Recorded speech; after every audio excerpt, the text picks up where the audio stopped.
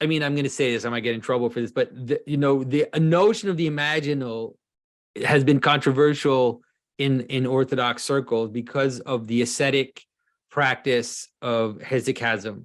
And in Hesychasm, because what the monk or what the practitioner is trying to do is to attain unity, full union with God. Yes.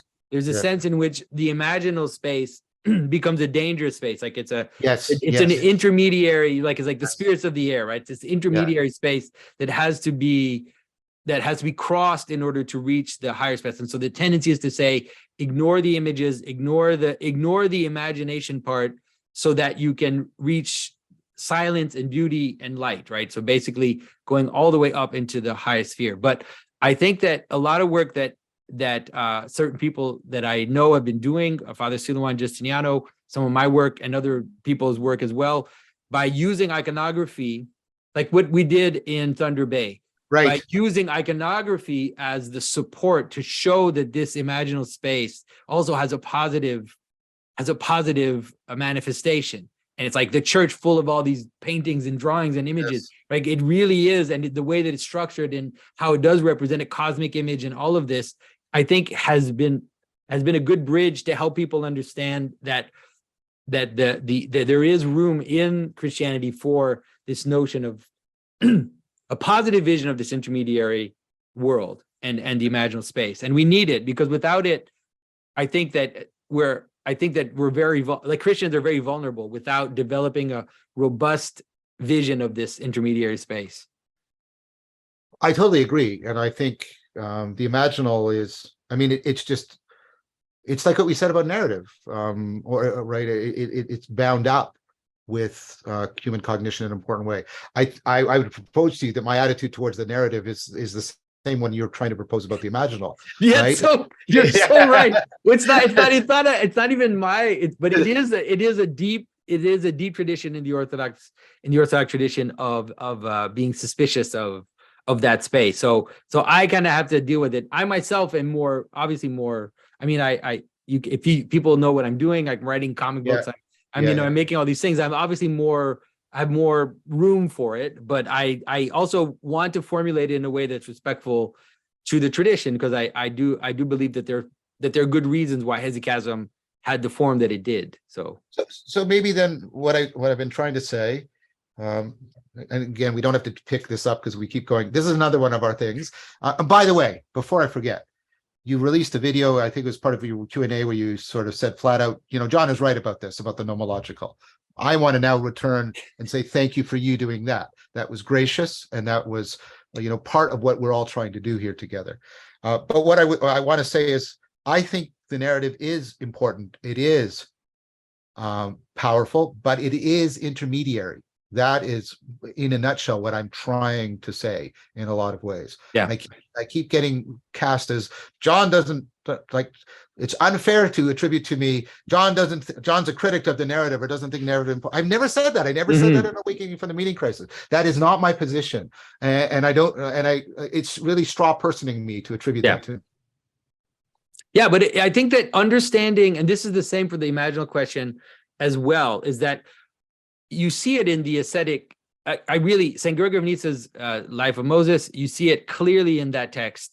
You see the Moses goes up the mountain, he removes the garments of skin, he removes the layers, he moves into divine darkness. So he basically moves out of any form, any representation. But then when he crosses that space, he's given the pattern of the tabernacle. And so the idea is that this space, which is above the narrative and the nomological, let's say the transcendent or the non-dual or whatever, however you want to name it, it's the source of it, right? Yes. It's the source of that other space.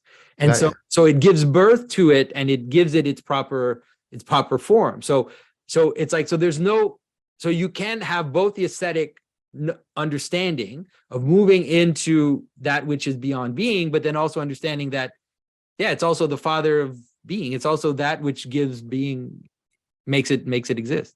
You just did, to my mind, and I don't think this is dismissive of what you just did. I'm not taking anything away from Gregory, but that's also Socrates. That's a republic. and then the return. And if you separate the ascent from the return, you don't understand the ascent. And Plato is very, very clear about this. Yeah. And DC Schindler makes a fantastic argument about it. And that, see, that's what the fact that there's that convergence there about exactly that point, right? And that's, again, that's why I want to be doing what I'm doing, because then we can, let's make these connections. Let's draw this out. Yeah. But that point, I think the point about how the transcendent gives birth to the world and how the world actually exists out of it, I think it's important today because there's let's say in the spiritual but not religious, you get that argument, right? Where it's like, well, I don't want the religion, I don't want the forms, I don't want any of the practices, I just want the top thing, right? I believe in non-duality, I just want that, and everything else, like, I don't want. And so there's a kind of naivete about then how does then the world exist? Like, how is it that there's more than a naivete? There's more. There's more. Yeah. Here's Schindler's read on Plato, which I think is profound. The absolute that does not include the relative is not the absolute, right? Because then it's not. If your non-duality does not afford and properly, I don't know what to say, give birth to. I'm trying to, like, I want to give. But then you don't you haven't properly understood it. You've reified it. Like, again, the ascent and the descent, the emanation and the emergence. You can't. You and I have been sort of not arguing, but this is something we're converging on a lot on. And I think that connection you just made is so appropriate, right? There's a profound naivete because it's based on a profound misunderstanding and misapprehension. If you think the absolute does not include, and I mean deeply encompass and interpenetrate the relative, then you have not understood it at all. You've turned it into something like a totalitarian thing, a totalizing thing, rather than an absolute. And I think Schindler just knocks that argument out of the ballpark. It just says, look, and this is Plato's argument again and again and again and again. I think what you said, I'm just deepening it, that spiritual bypassing is not just naivete, it's naivete that is driven by a kind of profound misunderstanding and misapprehension. Yeah, and like you said, it leads to two impulses. It leads to a totalitarian impulse, and it leads to a kind of anarchic impulse. Yeah, both at the same time. Like, it's like either anything goes and we can just do whatever because it's like nothing. It's all nothing compared to the absolute, or rather, control. Like, everything is got to be completely ordered and has to. So yeah. So you're right. So they're and in a way, like, that's the right hand and the left hand, right? That's that optimal grip that you talk about. This idea that there's this letting go, and everything has a letting go and a grasping to it. That's it's necessary for the thing to actually exist. I think that's exactly right. And I think you have to be constantly opening to the one, the absolute, the inexhaustible, and you also have to be closing to the finite, right? The suchness, and you have to be constantly doing both, or you don't have, like you said, you don't have a world. Yeah, you don't have a world. You don't have you have neither an intelligible world nor the optimal grip needed to realize that intelligible world. And that's why but I mean, insofar as it is spiritual bypassing as a psychological category, which it is, that's what people are trying to do, right? It's kind of a crypto-Gnostic thing of trying to pretend, and I think there is something pretentious of it, that we can somehow be free from the world, like in our embodiment, and then we don't have a moral, we don't have moral and epistemic responsibilities, which we do. I mean, I've got kids. Like, if the absolute makes me not treat my kids well, I'm sorry. I'm like, that's not working. Not the absolute. It's something else. Yeah.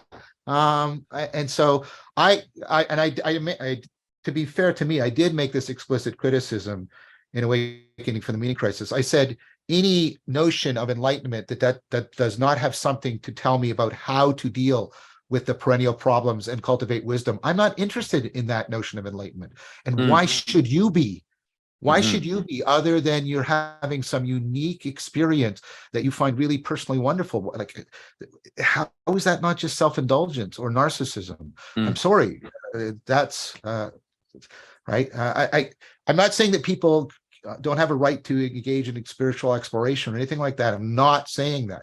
But when we're talking specifically about what goes wrong in spiritual bypassing, I think that's what goes wrong in it.